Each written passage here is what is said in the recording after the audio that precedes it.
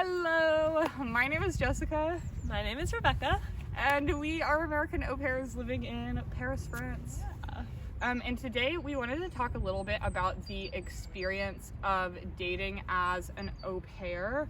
I was going to prepare questions for this one, but I looked at my journal and I realized that I thought I prepared questions and I actually prepared nothing, so it's going to be more of a free-form conversation. And I'm super ADHD, so hopefully it doesn't go way off the rails. But Rebecca will hold me accountable. Yeah, I got you. Obviously, we are surrounded by a lot of beautiful wildlife who likes to add their input sometimes. So, apologies, but it's COVID and our options are limited of where we can film. When you are going into like becoming an au pair, selecting your family, things like that, was dating even on your mind or not at all?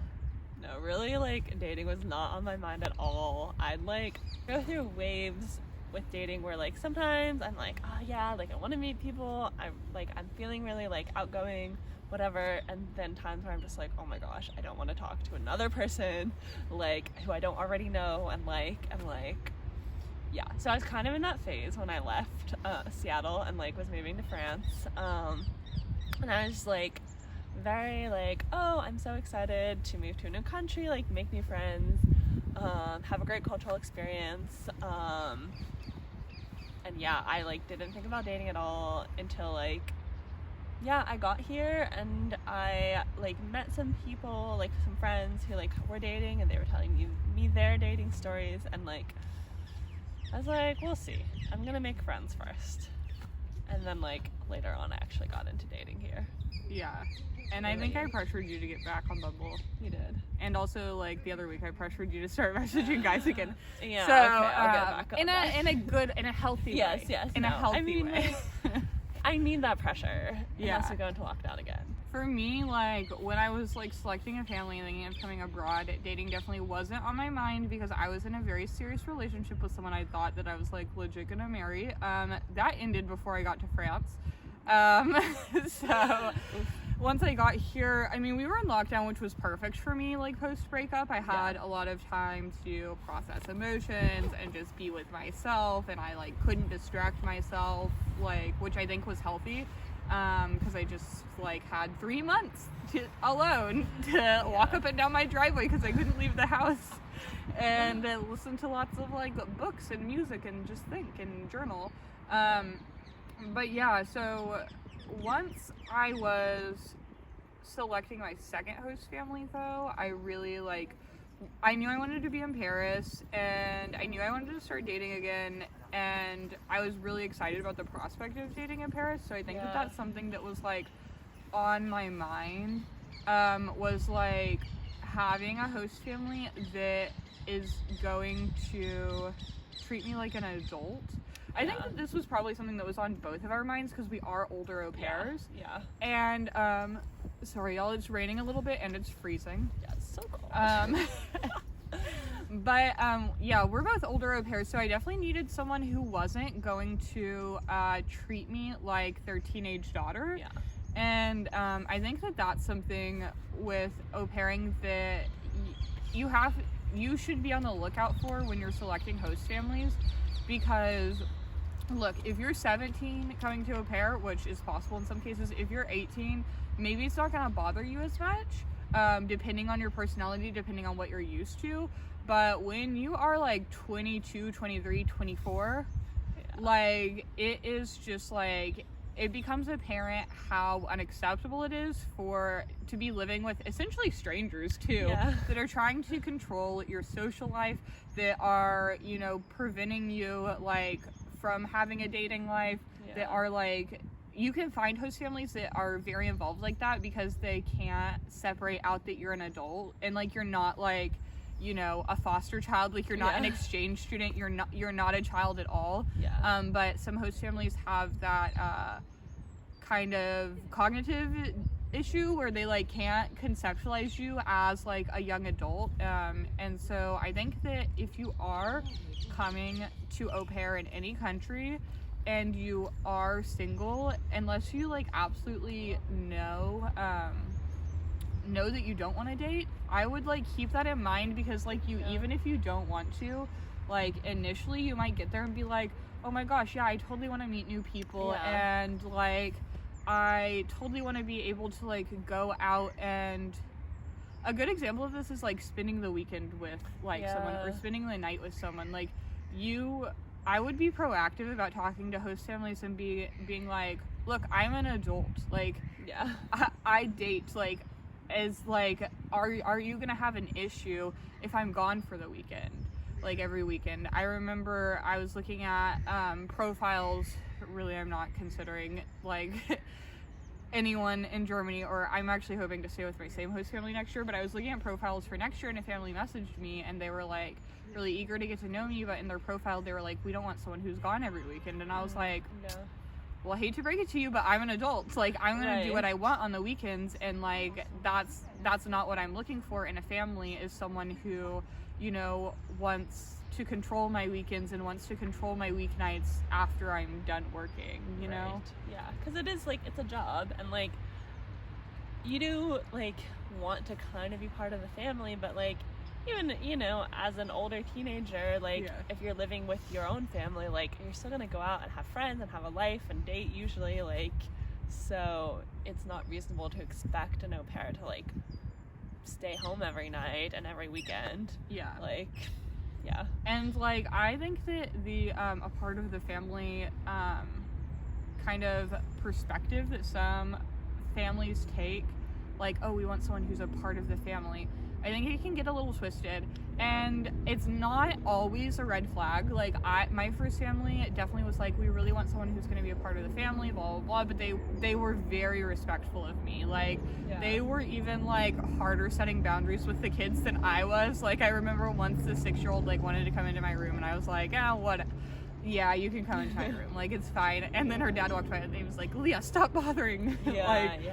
Stop bothering her. And like I remember even like they'd be like, hey, we have to go out for an hour, we've told the kids not to bother you or talk to you unless there's an emergency. So there was like a lot of respect there for my space, and a lot of respect for like, you know, me being an adult and like it still being a job at the end of the day. But I think you know, I've seen situations where the a part of the family thing kind of goes too far, and I think that you need to like look out to set those boundaries, especially if you're dating someone, because like you need to be able to go and like stay with your significant other if that's something that you want to do, and if that's a part of like what you think a healthy adult relationship is, like spending a lot of time together. And you know, I remember a au pair posting once about or maybe it was an au pair parent, but posting on a forum once about like wanting an au pair that's a part of a family, or her family like wanted her to be a part of the family, and because of that they expected them to be at birthday parties and like at all these other like family events.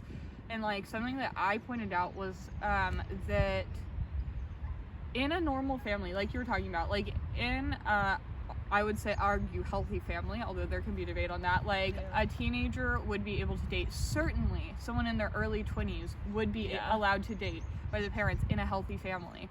And so the problem is when like they start treating you like a child, like you know, like you're like a 12-year-old. And then another thing with the part of the family thing is that in a part of my family, yes, I go to birthday parties, yes, I go to Thanksgiving, yes, I go to holidays, and if I have a significant other that I've been with for a while, they also come with me. And that's something that I would like say to any au pair that's having like part of the family issues, or they're having issues with their host family justifying certain behaviors because they want them to be part of the family. I would say like, hey, in my family, in normal families, you can bring a significant other, so I'm fine to go to this event, but can I bring my boyfriend? Can I bring my girlfriend? And if not, like you're not really treating me as a part of the family, I think we should just acknowledge that this is a professional situation, and like both allow ourselves to have separate personal lives. Would you want to bring your significant other to like a family event? No, but I wouldn't want to be required to go to it. But I still do actually make it a priority, like because I like my host family. So like if it's within the immediate family, I want to be there for their birthdays. There's only 4 a year, you know, that only happens 4 times a year. But it's just one of the examples. I think it's a good example of like when that logic kind of like doesn't make sense. Do you know what I mean? For sure. I think that like a different example is like your host family wants you to come on vacation with them for a week, and they just want to count it as like a vacation for you. Then I would definitely be like, okay, can my boyfriend come? Like, if it's a vacation, do you know what I mean? Like, it's not a vacation. Like, but if you're asking them to pay for that person. Yeah, I know, but what if you were like, oh, they can pay their own way? No. I think that it's just, that's where it gets dicey for me, like this part of the family stuff, and it's like, I wouldn't want my significant other to be too involved in my family life, because that's just like not necessary, and that's like separate. But I do think that that's like where I see a lot of conflicts, is when they expect you to be fully involved in their personal life, right? But not, do you know what I mean? But they don't accept your personal life as like fully legitimate. Yeah, no, I agree. I think that's I also think like a big thing is like having the option. Like, I think it's great when families like wanna like invite you on vacation for fun, or like invite you to the kids' birthday parties, or like invite you to movie nights, but you have to have the legitimate option to say no. Yeah. Because if you can't say no without feeling bad, then it's not really a choice for you, and then it's more working. Like, even if they wouldn't consider it working, if you're not actually working, like if you don't actually have the choice to say no, like that's not fair. Yeah. That's not like making you feel a part of the family. That's like requiring you to feel part of the family. Yeah. Like, I feel like that's something I really appreciate about my current host family and my last host family too. But my last host family, I feel like we were more separate. Like, I did go with them on like to one of their family trips, but also it was lockdown, so it was totally different. So it's hard to say with my last host family. But with my current host family, like, I got invited to their Christmas. It was optional, but I really appreciated it, because I was like alone in a foreign country during Christmas for the first time ever. Like, I have always celebrated Christmas with my family, never been apart from them.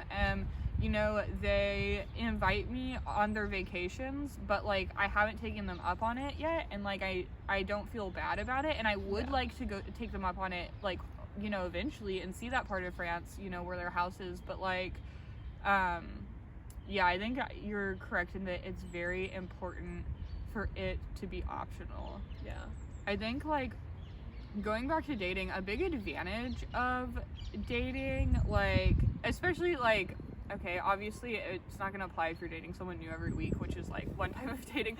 But if you get into something more long-term, it can be nice to have, like, an escape from your family. And it's not that I feel like I need to like escape my family, but again, especially if you're living like me and Rebecca, like you live in the house, like you're always, you know, around the family. If you're home, like being able to go and have my place to spend like the weekend at is really nice. Like, also having somewhere, like I never have, but like my boyfriend's offered for me to like host events there. Like he's been like, have a watch party, like have a raclette party, like you can use my apartment for that. Like, I think that like it's not a must, but finding a relationship in a new city can really make you more comfortable and like more settled. Give you more of your own space. Yeah, it can give you more of your own space. And like, obviously, like some people might be like, oh well, it's not that easy, and like it isn't always that easy. It's not always that easy, and like I consider myself lucky, but also like you know, when I met my boyfriend, I was like, I don't want to get into another relationship right off the bat, and we see how that went. But like, I think that in Paris, like one of the nice things about being an au pair in Paris is like, besides like the huge au pair community, that's a huge benefit, but there's so many young people here, and like there's so many dating options, and you know, I think that you're gonna find, if you're in a big city, like in any country, like if you're in, you know, like New York City, or you're in Chicago, or you're in like, you know, Berlin, or Vienna. even like, exactly, like you're gonna find if you're one of those big city au pairs, I think you're gonna find a lot of opportunities to meet people, and if you like make the consistent effort and it's really a desire of yours, I think that you can a lot of times find relationships, because because I feel like you said, maybe it was in our first video, I don't remember, but you kind of go back and forth between. Yeah. I mean, I definitely have not made a consistent effort. Yeah. And, like, which is fine. Like, I haven't really wanted because to. it's up to what you want. But, I do think, like, if you do make a consistent effort to constantly go out with people, like, it's not hard to find somebody. To be fair, confinement keeps getting in the way. Yeah, confinement does make it hard. And I even would still meet new people on messaging apps on dating apps during confinement and talk to people. So like, I turn them off during confinement. I tend to be a very motivated dater, I feel like. Yeah. But yeah, I do think that. Do you think, this is kind of not on the topic of being an au pair, but like, do you think that there's like a legitimacy to the reputation that Paris has for being like a city of love, or like and not even just thinking about your own experiences, but just in general, yeah. Okay, I will say this, is that I feel like French culture is very big on PDA. That's true. Which gives an impression of it being a city of love, or at least a city of like, kissing. I don't know. I had to tell my boyfriend, I was like, look, I'm American.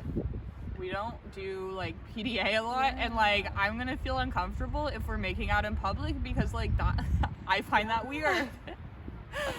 And like, I think once you're in France long enough and like you see it and you get used to it, and like it's not that weird, and then that also like keys you into like how deep our Puritan culture really runs in the US. Like, kissing someone is still so taboo. Like, if you think about it, it's actually kind of wild. Which is crazy. Like, no matter, I think I would love to hear from au pairs in countries besides France about like dating differences and like dating culture differences, or even like au pairs that aren't Anglophone, like their experiences. Yeah. Because I feel like, honestly, in UK, Canada, US, like, Anglophone countries, like, the culture at the end of the day is very, very similar. Yeah. No, I don't know. I feel like, my friend right now is in Scotland, and, like, I think she said that, like, the dating culture is a bit different there. What are the differences she's found? Now I'm blanking on what they are. So this is not a good point, but... Okay, so if you're like making your dating profile, you say you're an au pair. Like, do you think being an au pair has a positive or negative or no influence on guys' perception of you? That's a good question, because I was told, one of my friends was like, oh, you shouldn't put au pair on your profile. So I'm like, but that's like... I really disagreed with that. I think I was there for that conversation. Yeah, I think you were, and I was like, but that is like what I do here. That's why I'm here. It's literally gonna come up right away, which it does. It comes up all the time. I literally have like my response, and I'll like go back to my previous message and like copy and paste like, oh, this is what an au pair is. I don't know. I did have one guy who I messaged with for a little bit who was like very curious about me being an au pair and being like, but curious in a kind of a weird way. Like, he was like, oh, like, what's it like dating as an au pair? Like, is it hard to like meet guys as an au pair? Like, if you're living with a host family, like, how does that work? I was like, okay, bro. And you're like, it's only really if not I'm that hard. Dating man children who don't have their own spaces. Exactly. like, which actually in Paris it's very common for people to live with their families till they're like 30. Yeah. But so okay. It's actually not that weird to be living with a host family like, in that context. Are those guys who are like living with their families until they're 30 then like only dating women who have their own places? Yeah, yeah, that's another way that the culture is like different here. And another way that I guess it is maybe more normal to live in au pair. In that conversation, the problem I had with like the idea of you taking that off of your profile was like, first and foremost, if someone's like, oh, I don't want to date you because of the job that you actually hold, like that's like that's like a pretty big like red flag that things aren't gonna work out. And then like the second thing is, I don't actually think that it has a negative effect, honestly, in my opinion. like in the US, I will say that a lot of people don't know what au pairs are. Yeah, that's true. In Europe, I think, like, most people I meet, I say I'm an au pair, and they're like, oh, that's cool. Like, they immediately know what it is, versus in the US, I say, I'm an au pair, and they're like, what's that? I think that it would probably be much harder for, my guess is that it would be much harder for male au pairs, because, like, I think that it's either neutral or maybe even a pro for women, just because of, like, the cultural expectations that, like, surround women. And it's like, yeah, if you like move abroad and live with a family to take care of their children a little bit when you're, like, young and, like, you know, like a young woman, like, no, I don't think that guys generally are gonna be like, oh, weird. Yeah. So I don't know. Clearly people have different opinions about it, but yeah, if you have a counter experience and you have had a negative experience dating as an au pair because of, like, the being an au pair, you should leave us a comment down below and tell us, like, was it your family? Was it, like, the perception of, like, being an au pair? Like, what, I don't know, what has been your experience? Or if you've had a positive experience, you can share it. Yeah, experiences in other cities and other countries, like, I love dating stories. Yeah, I know. Yeah. Man, it's too bad I'm not single, because then we can make, like, a dating abroad podcast. Oh my gosh. I mean, you could just interview me about my dating abroad. That would, like, actually make me do it. This will be the way to force Rebecca to go on dates fine. more. I think that the financial aspect of it is definitely something else to keep in mind, and something where I do think it would be a lot harder for men, like male au pairs, than women. Like, on top of, not to scare off any male au pairs, go to the Bro Pairs YouTube channel if you want to be a male au pair. Like, there are great male au pairs out there. Like, we know male au pairs, but there are challenges. Like, you are kind of a trailblazer, so, like, there are inherently going to be challenges. But yeah, like, you're making, like, I mean, in Paris, hopefully a minimum of 100 euros a week. Yeah. If but you are making 80. Yeah, if you are making less than 100 euros a week in Paris, stop it. Find a new family. Stop it. Yeah. It doesn't matter how nice they are. I don't know. That just really, like, gets my goose. Yeah, I know. I feel like 100, like, is, the minimum. That's for live-in. Now, if you are living out making 80 euros a week, call us. Like, that's... Unless your family is, like, actually buying your groceries, or, like... Yeah. Like, if you get, like, stuff and reimbursed. your Navigo pass, and... But if you have to buy your own groceries on 80 euros a week, like, no. That's, like, literally all your money. Like... Another thing that's, like, made finances easier for me is that, like, when I go out, I try to offer to pay. But I'm always turned down for the most part. I think I've only paid twice for groceries, and like, they weren't very expensive. And so, like, if you're dating someone with a real job, that can be in a real apartment and everything like that, it can be nice to, like, make you feel more like an adult and take some of the pressure off financially. But if you're with someone who, like, wants to go Dutch, like, if you're in Germany, it could be stressful. Yeah, because if you're dating going out can be all the expensive. time. But I mean, especially with COVID, like, happening now, like, I feel like we've learned there are a lot of ways to, like, go out and do things without spending a ton of money. Like, you know, if like, you don't... shopping, which is the only thing we do now, which actually does take a lot of money. No, but, like, going for walks, like, okay, right now we're in the Bois, like, we can walk around, like, that could easily be a date. We would never be doing this if it wasn't for COVID. Yeah, it's true. Like, and picnics in Paris are super popular. Like, honestly, that's romantic. That's what I did for one of my first dates, was, like... That's actually, I've gone on a couple of, me and Eric's third date was a picnic. Me and another guy's first date was a picnic. And that's really easy, because, like, you can each bring stuff, or, like, even if you're, like, stopping at a grocery and picking stuff up, like, beer, or cheese, or bread, like, that's super cheap to go Dutch on, like... like, the picnic with Eric, I funded. I guess it's another time I paid for things. But, the first picnic, it was a first date. Boy shows up with, like... literally so much bread, so much cheese, like 4 different types of cheeses. It was like, you know, it was the first time we tried Roquefort. I remember that. I love Roquefort. Yeah, it's a very strong cheese. That's like everyone I don't love. The only people who watch this, I mean, not the only people. There are some au pairs, I love y'all in the comments, but mostly it's my family, and they're like, what the heck is Roquefort? You will know when you try. It's a cheese you will never forget. I will say that about it. It's a blue cheese, right? Yeah, Yeah, it's a blue yeah. cheese. It's a very salty cheese. It's very pungent. I like it on pizza. We put it on our pizzas. Oh, that's a good idea. But, I like it all, straight up. But yeah, he came with a bunch of cheeses, a bunch of fruits, a bunch of like stuff. Then he knew like that I was making YouTube videos, so he came with a bunch of French candies for me to make a YouTube video on. And he sent me home with them. And unfortunately, I moved to Paris shortly after that, and we never. Oh, he's not from Paris. No, he was in Toulouse. I was gonna say you should set me up with him. He was in Toulouse, and I was in Albi too. Oh, yeah, so it's a bit of a commute. Yeah, just an hour-long train ride. But the but trains were €1. Yeah, that's literally like my commute into Paris. If you're thinking about, I told y'all I was ADHD. Maybe that was the last video. No, it's this one. If y'all are thinking about moving to the Toulouse area, I think it's every single summer for like 3 months. For like, I think it's only young people maybe. But like under 26. Yeah, but every regional train is €1. You can go 3 hours to the beach, which I did, for €1. So like good. 2 trains for €1, so it's technically 50 cents a train. Yeah.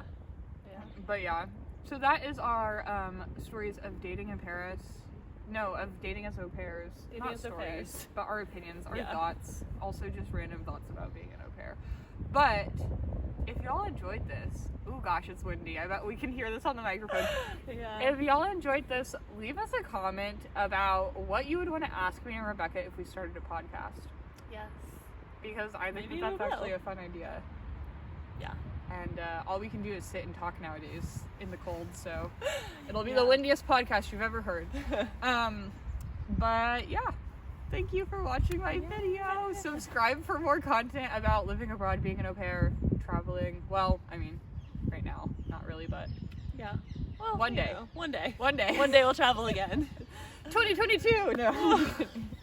Yeah. Okay. Bye. Bye.